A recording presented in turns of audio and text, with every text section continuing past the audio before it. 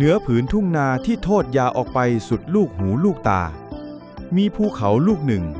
ตั้งตระหง่านอยู่ทางตะวันออกเฉียงเหนือของบารายตะวันออกอ่างเก็บน้ำโบราณขนาดมหึมา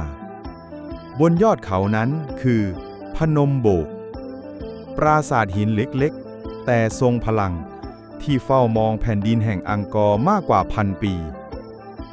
พนมโบกตั้งอยู่ในกลุ่มเมืองพระนครใกล้กับเมืองเสียมราชในกัมพูชาปัจจุบันหากเรากางแผนที่จะพบว่ามันคือ1 ใน 3ยอดเขาศักดิ์สิทธิ์ร่วมกับพนมบาแคงทางทิศตะวันตกและพนมกรอมทางทิศใต้ทั้ง3ถูกเลือกสรรโดยกษัตริย์พระองค์เดียวกัน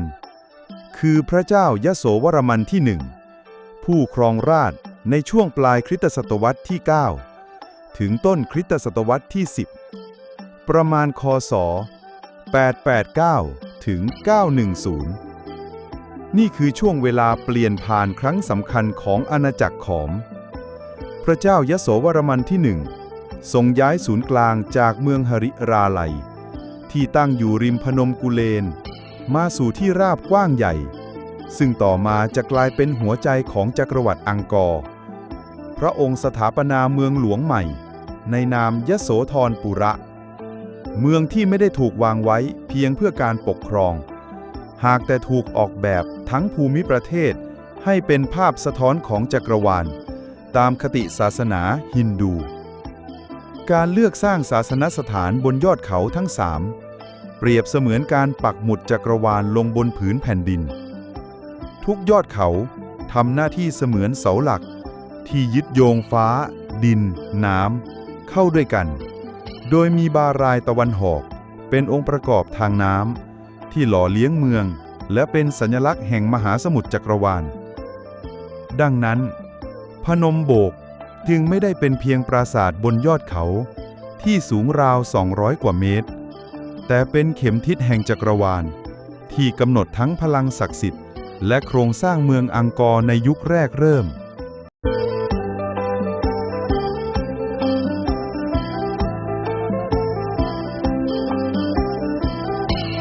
ผู้สร้างและบริบทการเมืองภูมิทัศน์ยุคยโสวรมันที่1ในช่วงปลายคริสตศตวรรษที่9โลกของอาณาจักรขอมกำลังเปลี่ยนแปลงครั้งใหญ่กษัตริย์พระองค์ใหม่ปรากฏขึ้นพระเจ้ายโสวรมันที่1คศ889ถึง910ผู้ไม่เพียงแต่สืบราชบัลลังก์แต่ยังวางรากฐานใหม่ให้แก่ภูมิทัศน์และการเมืองของทั้งจักรวรรดิการย้ายเมืองหลวงพระเจ้ายโสวรมันที่1ทรงตัดสินใจย้ายศูนย์กลางจากเมืองเก่าหริหาราลัยบนพนมกุเลนมาสู่พื้นที่ราบอุดมสมบูรณ์ทางตะวันตกเฉียงใต้และสถาปนาเมืองหลวงใหม่ชื่อยโสธรปุระเมืองที่จะกลายเป็นหัวใจของจักรวรรดิอังกอร์นานหลายศตวรรษถัดมาการย้ายครั้งนี้ไม่ใช่แค่เรื่องยุทธศาสตร์ทางการเมืองและการเกษตรแต่จะเป็นการออกแบบภูมิทัศน์ทั้งผืนให้สะท้อนจักรวาลตามคติศาสนาฮินดูโครงพิกัดศักดิ์สิทธิ์เพื่อกำหนดจุดศูนย์กลางและแกนพลังงานของเมืองพระองค์โปรดให้สร้างศาสนสถานบน3 ยอดเขาได้แก่พนมบะแคงทางตะวันตกทำหน้าที่เป็นรัฐวิหารอย่างเป็นทางการ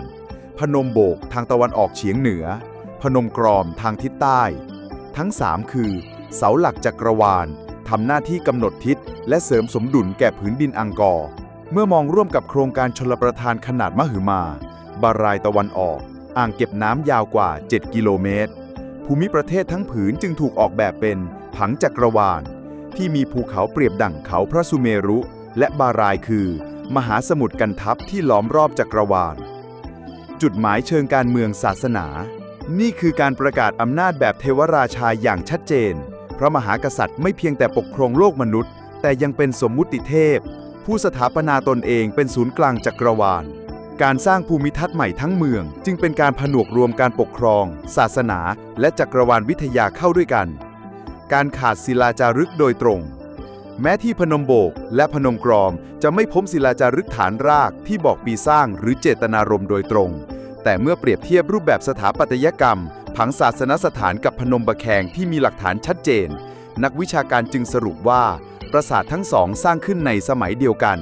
และเป็นส่วนหนึ่งของโครงการวางผังเมืองจักรวาลของพระเจ้ายโสวรมันที่1 ดังนั้นพนมโบกจึงไม่ใช่เพียงปราสาทบนยอดเขา หากแต่เป็นชิ้นส่วนสำคัญในกลไกจักรวาลที่พระเจ้ายโสวรมันที่ 1ได้วางไว้ทั้งเพื่อยืนยันอำนาจของพระองค์และเพื่อเชื่อมโยงเมืองอังกอร์เข้ากับคติจักรวาลศักดิ์สิทธิ์ที่จะถูกสืบต่อและขยายผลโดยกษัตริย์รุ่นต่อๆไปบนยอดเขาที่ดูเหมือนเงียบสงบพนมโบกคือหนึ่งในพยานเงียบที่บอกเล่าถึงการเมืองศาสนาและความทะเยอทะยานอันยิ่งใหญ่ของกษัตริย์ผู้สร้างอังกอร์ให้กลายเป็นจักรวรรดิแห่งสหัสวรรษ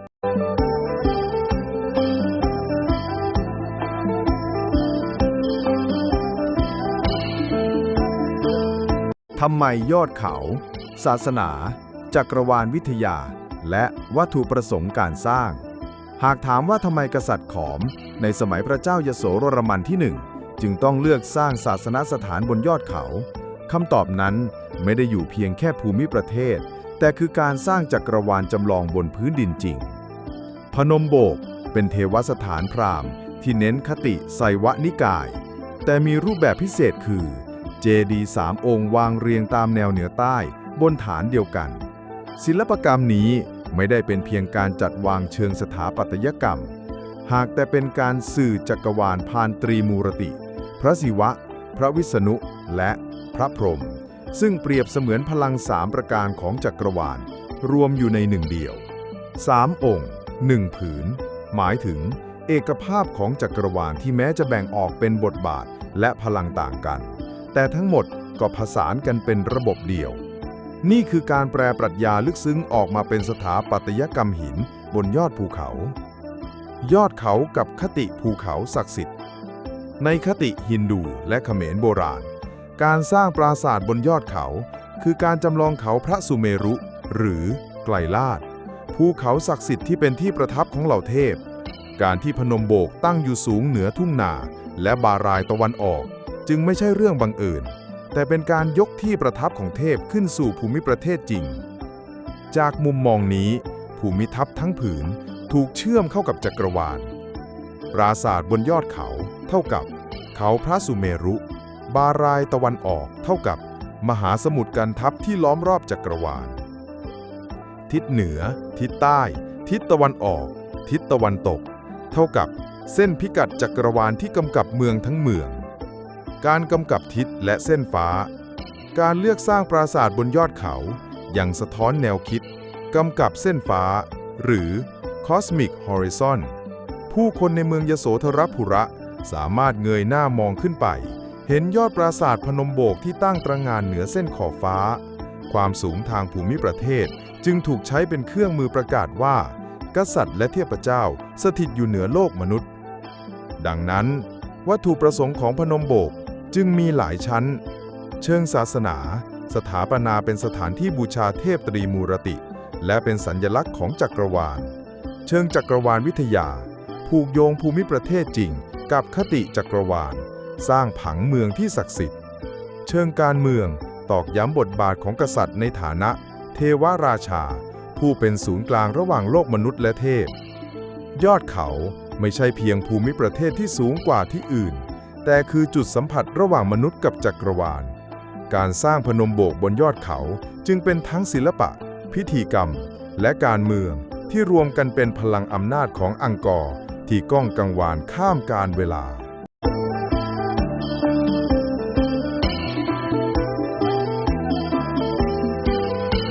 ผังและสถาปัตยกรรมศิลปะแบบบาเค็ง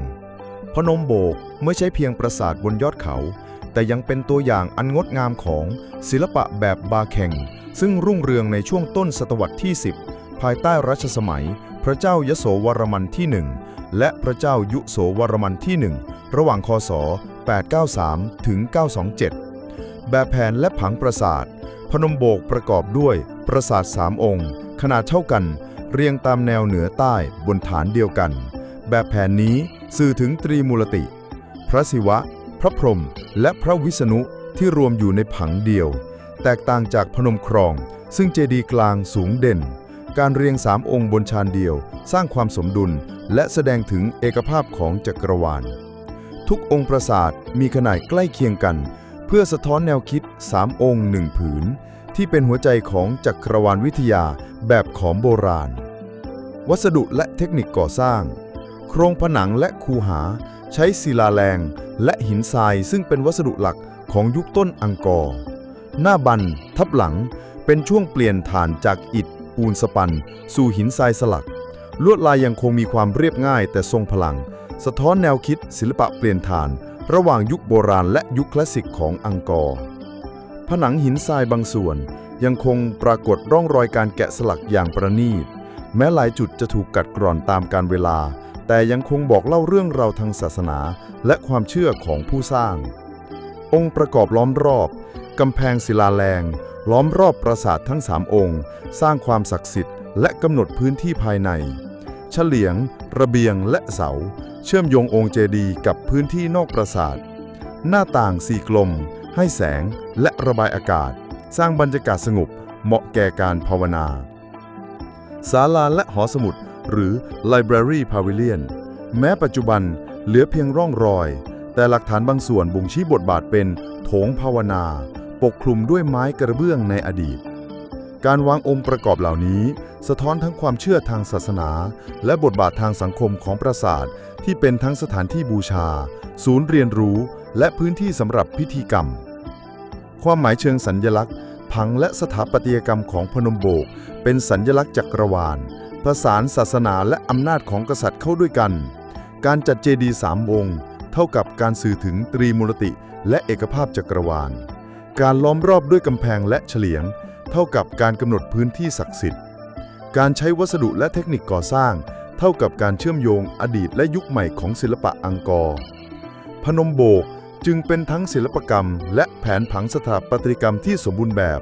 สะท้อนความเชื่อศาสนาและจักรวาลวิทยาของอังกอร์ยุคต้นเป็นมรดกทางวัฒนธรรมที่ยังคงยืนหยัดเหนือกาลเวลา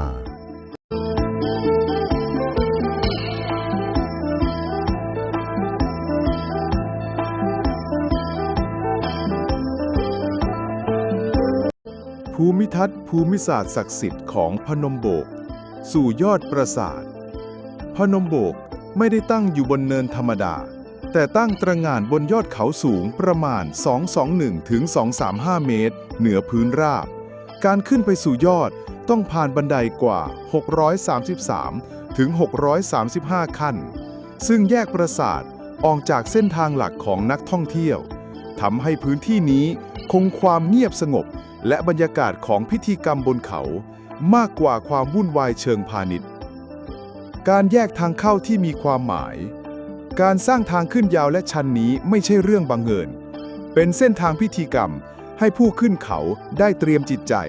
และตระหนักถึงความสูงของพื้นที่ศักดิ์สิทธิ์ทำให้ผู้บูชาต้องใช้ความพยายามสะท้อนการเดินทางของจิตวิญญาณก่อนเข้าถึงปราสาทบันไดทุกขั้นเหมือนเป็นก้าวสู่จักรวาลศีลธรรมและพลังของเทพเจ้าที่สถิตบนยอดเขาการมองเห็นภูมิทัศน์โดยรอบเมื่อขึ้นถึงยอดปราสาทนักท่องเที่ยวและผู้บูชาจะเห็นวิวกว้างไกลโตนเลสาบปรากฏเป็นผืนน้ำกว้างไกลพนุมกุเลนและยอดเขารอบๆกลายเป็นสัญลักษณ์ของภูมิศาสตร์ศักดิ์สิทธิ์ทุ่งนาและบารายตะวันออกด้านล่างสะท้อนการจัดผังจักรวาลของอังกอร์การมองจากยอดปราสาทไม่ใช่เพียงชมวิวแต่เป็นการเชื่อมโยงผู้ขึ้นเขากับจักรวาลศักดิ์สิทธิ์และอำนาจของกษัตริย์ความหมายเชิงพิธีกรรมพื้นที่นี้ยังคงเป็นศูนย์รวมกิจกรรมทางศาสนาแม้ในปัจจุบันการแยกออกจากเส้นทางท่องเที่ยวหลักช่วยให้คงความเงียบสงบและความศักดิ์สิทธิ์ผู้มาเยี่ยมชมจะได้สัมผัสความรู้สึกเหมือนนักบวชยุคขอมขึ้นเขาเพื่อบูชาและสักการะพนมโบกจึงไม่ใช่เพียงยอดเขาและปราสาทหินแต่คือภูมิทัศน์ศักดิ์สิทธิ์ที่ผสานภูมิศาสตร์ความเชื่อศาสนาและพิธีกรรมเข้าด้วยกันอย่างสมบูรณ์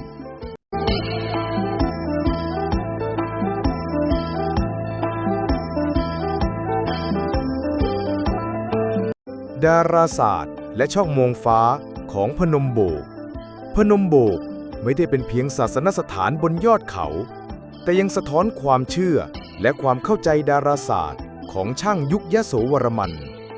งานวิชาการบางส่วนชี้ว่าจากทางเข้าทิศตะวันตกของปราสาทสามารถสังเกตอีควินอกซ์และปรากฏการณ์เหมายันคริสมายันได้จากแนวเปิดของศาสนสถานช่องมองฟ้าและผังทิศแนวเปิดของปราสาทไม่ใช่เรื่องบังเอิญแต่สะท้อนการทดลองผังทิศของช่างยุคต้นอังกอร์ช่องเปิดหรือหน้าต่างบางจุดอาจถูกจัดวางเพื่อให้แสงอาทิตย์ส่องเข้าตรงในวันสำคัญของดวงอาทิตย์การจัดแนวเหนือใต้ของเจดีย์ตรีมูรติและทางเข้าตะวันตกอาจช่วยให้ช่างโบราณสามารถติดตามการหมุนรอบดวงอาทิตย์และฤดูกาลนี่คือการผสานศิลปะสถาปัตยกรรมและดาราศาสตร์เข้าด้วยกันอย่างประณีตความหมายเชิงพิธีกรรมและจักรวาลวิทยาการจัดแนวช่องมองฟ้าและทิศทางของเจดีย์ช่วยสะท้อนจักรวาลวิทยาและความศักดิ์สิทธิ์ของเวลาตามดวงอาทิตย์วันเหมายันและคริสมายันมักถูกใช้ในพิธีกรรมเพื่อกำหนดช่วงเวลาบูชาและเทศกาลศักดิ์สิทธิ์ผู้ขึ้นเขาและผู้บูชาอาจรับรู้ถึงความเชื่อมโยงระหว่างฟ้าดินมนุษย์ผ่านแสงและทิศทางของดวงอาทิตย์ข้อจำกัดและการสำรวจภาคสนามข้อมูลที่มีเป็นข้อสังเกตเชิงดาราศาสตร์เชิงตีความต้องอาศัยการสำรวจภาคสนามเพิ่มเติมเพื่อยืนยันว่าช่องมองฟ้าตรงกับอีควินอกซ์และเหมายันคริสมายันจริงหรือไม่อย่างไรก็ตามแนวคิดนี้สะท้อนถึงความรู้และความพิถีพิถันของช่างยุคยโสวรมันที่ใช้ผังและทิศทางสร้างประสบการณ์ศักดิ์สิทธิ์แก่ผู้ขึ้นเขาช่องมองฟ้าของพนมโบกจึงไม่ใช่เพียงความงามทางสถาปัตยกรรมแต่เป็นหน้าต่างสู่จักรวาลสะท้อนความเชื่อดาราศาสตร์และพิธีกรรมของอังกอร์ยุคต้นอย่างประณีตและล้ำลึก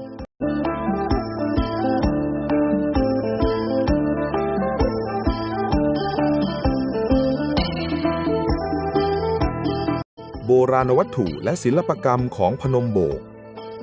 พนมโบกไม่ได้เป็นเพียงปราสาทบนยอดเขาแต่ยังเป็นศูนย์รวมโบราณวัตถุและศิลปกรรมของยุคต้นอังกอร์ทั้ง3เจดีย์บนฐานเดี่ยวถูกอุทิศแด่ตรีมูลติศิวะวิษณุและพรหมรูปเคารพและสัญลักษณ์ศักดิ์สิทธิ์นักท่องเที่ยวและคู่มือท้องถิ่นรายงานการพบรูปเคารพสำคัญภายในปราสาทแม้บางส่วนสูญหายหรือเสียหายแต่ร่องรอยยังคงบอกเล่าถึงบทบาททางศาสนาและพิธีกรรมรูปเคารพเหล่านี้สะท้อนถึงความเชื่อและจักรวาลวิทยาแบบขอมที่ใช้ตรีมูรติเป็นสัญลักษณ์ของเอกภาพจักรวาลทุกองค์เจดีย์และรูปเคารพล้วนสะท้อนความศักดิ์สิทธิ์และการเชื่อมโยงระหว่างมนุษย์กับเทพเจ้าบนยอดเขาทับหลังและหน้าบั่นสไตล์บาแข่งปรากฏทับหลังและหน้าบั่นในสกุลบาแข่งปัจจุบันหลายจุดชำรุดและกัดกร่อนตามกาลเวลาแต่ยังเห็นลวดลายสัญลักษณ์และรูปเทพการแกะสลักแสดงความประณีตและความเชื่อมโยงกับผังจักรวาลของศิลปะอังกอร์ยุคต้นแม้การเวลาจะผ่านไปหลายร้อยปีลวดลายและรูปเคารพเหล่านี้ยังคงเป็นหน้าต่างสู่อดีตและสะท้อนศิลปะและความเชื่อของช่างผู้สร้างความสำคัญพนมโบกเป็นตัวอย่างศิลปกรรมแบบบาแข่งที่น้อยแห่งคงอยู่บนยอดเขาโบราณวัตถุและทับหลังช่วยให้เราทำความเข้าใจทั้งศาสนาพิธีกรรมและจักรวาลวิทยาการอนุรักษ์โบราณวัตถุเหล่านี้มีคุณค่าต่อการศึกษาประวัติศาสตร์และศิลปะของอังกอร์อย่างยิ่งโบราณวัตถุและศิลปกรรมของพนมโบกไม่ใช่เพียงเศษหินหรือซากปรักหักพังเท่านั้นแต่เป็นสัญลักษณ์แห่งศรัทธาความรู้และจักรวาลวิทยาที่ยังคงเล่าเรื่องอดีตให้เราได้ศึกษาและชมเชย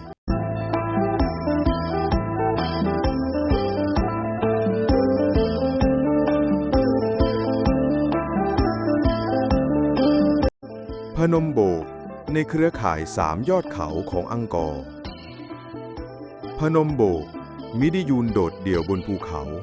แต่เป็นส่วนหนึ่งของเครือข่าย3ยอดเขาที่สำคัญที่สุดของอังกอร์สร้างขึ้นในสมัยพระเจ้ายโสวรมันที่1เครือข่าย3ยอดเขาพนมบาแคงตั้งอยู่กลางเมืองเป็นรัฐพิหารศูนย์กลาง มีศิวลึงหลวงเป็นสัญลักษณ์อำนาจเทวราชา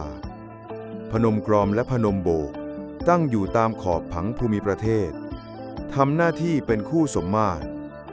การจัดวางทั้ง3ยอดเขาสอดคล้องกับผังจักรวาลและเมือง3ยอดเขาทำหน้าที่เป็นตัวแทนของจักรวาลบนแผ่นดินชิงการเชื่อมโยงกับบาไรตะวันออกทั้ง3ยอดเขาเชื่อมกับบาไรตะวันออกอ่างเก็บน้ำโบราณขนาดมหึมาบารายนี้เป็นโครงการวิศวกรรมน้ำระดับมหากาพย์ของรัชกาลพระเจ้ายโสวรมันที่1การจัดวางยอดเขาและบารายสะท้อนความสัมพันธ์ระหว่างน้ำดินและจักรวาลไม่เพียงแต่เป็นปราสาทบนภูเขาแต่พนมโบกคือจุดสำคัญในผังจักรวาลของอังกอร์ที่เชื่อมศาสนาการเมืองและวิศวกรรมเข้าด้วยกันความสำคัญเชิงสถาปัตยกรรมและพิธีกรรมยอดเขาแต่ละแห่งทำหน้าที่พิธีกรรมและสัญลักษณ์ของอำนาจผู้ขึ้นเขาพบทั้งเจดีย์ตรีมูลติทับหลังและรูปเคารพซึ่งสื่อถึงอำนาจเทวราชาและจักรวาลวิทยาการจัดวาง3ยอดเขาและบารายช่วยสร้างความสมดุลทั้งเชิงศาสนาและภูมิศาสตร์พนมโบกจึงเป็นมากกว่าปราสาทบนภูเขามันคือเส้นประสานระหว่างศาสนาวิศวกรรมและจักรวาลวิทยาในเครือข่าย3ยอดเขาแห่งอังกอร์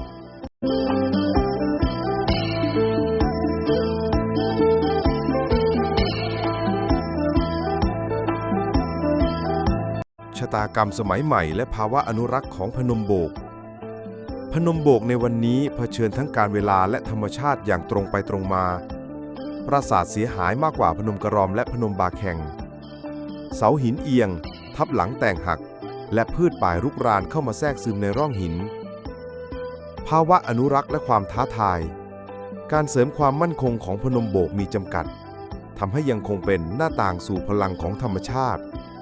บ่งบอกว่าโบราณสถานจะยืนยาวได้ต่อเมื่อมีการบำรุงรักษาสม่ำเสมอการอนุรักษ์ต้องเผชิญทั้งความเสียหายจากธรรมชาติและข้อจำกัดด้านทรัพยากรและเทคนิคแม้เสียหายแต่พนมโบกยังสอนเราเรื่องอายุยืนของโบราณสถานทั้งในแง่สถาปัตยกรรมและความสัมพันธ์ระหว่างมนุษย์และธรรมชาติการขึ้นยอดเขาและผลต่อการอนุรักษ์บันไดดั้งเดิมจำนวนมาก633 ถึง 635 ขั้นทำให้มวลชนขึ้นถึงยอดเขาน้อยข้อดีคือแรงดันบนโครงสร้างต่ำลดความเสียหายจากผู้มาเยือนข้อจำกัดคือการเฝ้าระวังและบูรณะทำได้ยากกว่าเพราะการเข้าถึงยากและพื้นที่แคบพนมโบกจึงยังคงความเงียบสงบเหมือนยุคพิธีกรรมแต่ก็สะท้อนถึงความท้าทายในการอนุรักษ์การรักษาประวัติศาสตร์ต้องพิจารณาทั้งผู้คนและธรรมชาติสรุปพนมโบกเป็นบทเรียนแห่งเวลาและการอนุรักษ์การผสมผสานระหว่างโครงสร้างสถาปัตยกรรมธรรมชาติและผู้คนทำให้โบราณสถานมีชีวิตแต่ก็ต้องการความเอาใจใส่อย่างต่อเนื่องสำหรับผู้ศึกษาและนักท่องเที่ยวปราสาทยังคงสื่อสารความศักดิ์สิทธิ์และความงดงามแม้ผ่านร่องรอยของความทรุดโทรมในความเสียหายและความเงียบสงบพนมโบกยังเล่าเรื่องอดีตเรื่องจักรวาลวิศวกรรมศักดิ์สิทธิ์และความสัมพันธ์ระหว่างมนุษย์และธรรมชาติ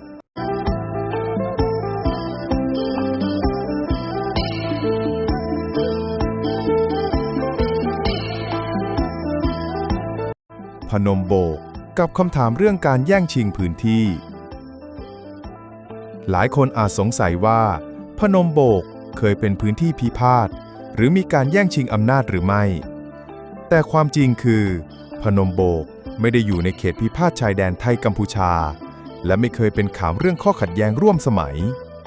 เปรียบเทียบกับพื้นที่พิพาทอื่นกรณีพิพาทที่เป็นที่รู้จักเช่นปราสาทพระวิหารตาเมือนตาควายอยู่ในเขตชายแดนภูเขาพนมดงรักต่างจากพนมโบกซึ่งตั้งอยู่ในพื้นที่อังกอร์หรือเสียมราชดังนั้นปราสาทบนยอดเขานี้จึงไม่ได้เผชิญความตึงเครียดเชิงพื้นที่หรือการแย่งชิงอำนาจโดยตรงบริบทกัมพูชาสมัยใหม่แม้อังกอร์ทั้งหมด ได้รับผลกระทบจากสงครามกลางเมืองและยุคเขมรแดงการอนุรักษ์โบราณสถานโดยรวมจึงชะงักไปหลายปีแต่พนมโบกปัจจุบันอยู่ในเขตอุทยานอังกอร์และมีการควบคุมการเข้าถึงไม่มีรายงานข้อขัดแย้งชายแดนเฉพาะจุดนี้ดังนั้นพนมโบกจึงกลายเป็นพื้นที่เงียบสงบของอังกอร์แม้จะมีผลกระทบจากประวัติศาสตร์สมัยใหม่แต่ไม่ได้ถูกแย่งชิงหรือเป็นพื้นที่พิพาทสรุปพื้นที่นี้ยังคงสะท้อนความงดงามและศักดิ์สิทธิ์ของภูเขาและปราสาทเป็นตัวอย่างของโบราณสถานที่อยู่รอดโดยไม่ถูกกระทบจากความขัดแย้งชายแดนผู้มาเยือนสามารถศึกษาประวัติศาสตร์ศิลปกรรมและวิศวกรรมอังกอร์ได้โดยไม่ถูกบดบังด้วยข้อขัดแย้งสมัยใหม่พนมโบกหนึ่งใน3ยอดเขาแห่งอังกอร์ที่เงียบสงบและยืนยาวแม้โลกภายนอกจะมีเรื่องราวของความขัดแย้งและการแย่งชิง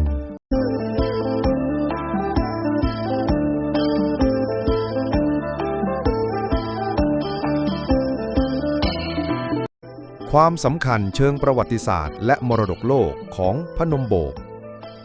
พนมโบกไม่ใช่เพียงปราสาทบนยอดเขาเล็กๆแต่เป็น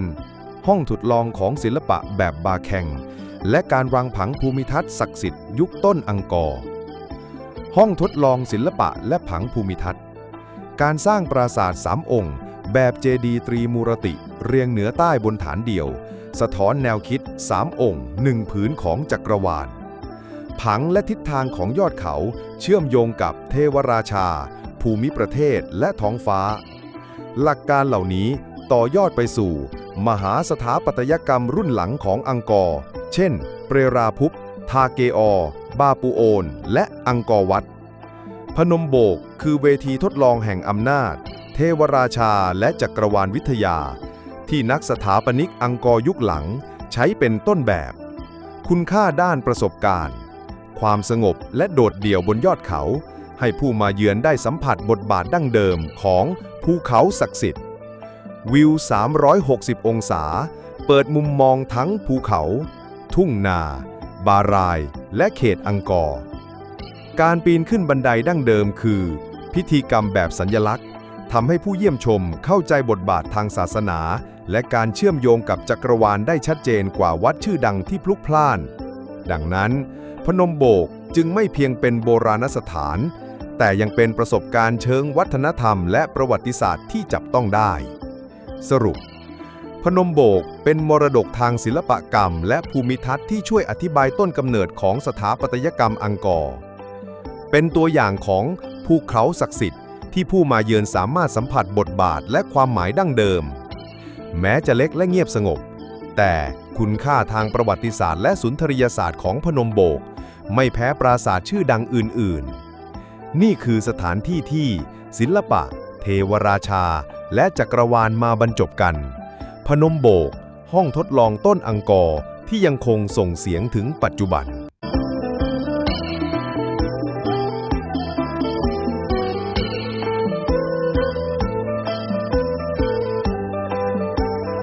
พนมโบกเมื่อเรายืนอยู่บนยอดพนมโบกมองลงไปยังทุ่งนาบารายตะวันออกและเส้นขอบฟ้าที่เชื่อมต่ออดีตกับปัจจุบันเราไม่เพียงเห็นปราสาทหินที่ถูกลืมหรือซากศิลปะโบราณแต่ยังสัมผัสพลังแห่งความสงบและความศักดิ์สิทธิ์ของภูเขาข้อคิดพนมโบกยังคงเรื่องราวพันปีของศิลปะเทวราชาและจักรวาลให้เราเรียนรู้การปีนขึ้นยอดเขาและเงียบสงบบนปราสาทคือการสัมผัสบทบาทดั้งเดิมของภูเขาศักดิ์สิทธิ์แม้เวลาจะผ่านไปความทรุดโทรมจากธรรมชาติและความเปลี่ยนแปลงสมัยใหม่ก็ไม่สามารถพรากความงดงามและพลังของอดีตไปได้พนมโบกสอนให้เราเข้าใจว่าแม้สิ่งต่างๆจะผุพังหรือถูกลืมแต่จิตวิญญาณของสถานที่ยังคงส่งเสียงเล่าเรื่องราวของอดีตให้เราได้ยินและรู้สึกในวันนี้